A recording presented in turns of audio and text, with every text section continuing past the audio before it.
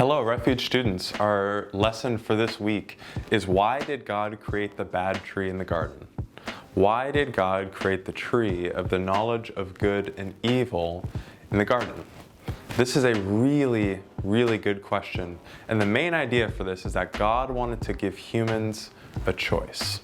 God wanted to give humans the ability to either choose Him or to not choose Him, to follow Him or to not follow Him. We see that God gives them this choice here in Genesis chapter 2, verse 16. It says, "You may surely eat of every tree of the garden, but of the tree of the knowledge of good and evil you shall not eat. For in that day that you eat of it, you shall surely die." God gives them the choice to either eat of the tree of life or to eat from the tree of the knowledge of good and evil. And it says here that if you eat of this tree, that you're going to die. Now we see in Genesis 3, they eat of the tree, and God does not follow through on what He says here. God has mercy on them and allows them to live. But we see that there's still this choice, right? And humans still have the ability to either follow God or to go against God and to follow something else. And so this leaves kind of a hole for us because as humans, we also have this choice. We have the choice to either follow God or to follow ourselves, follow other people, to follow sins, to follow really anything. And we have this choice.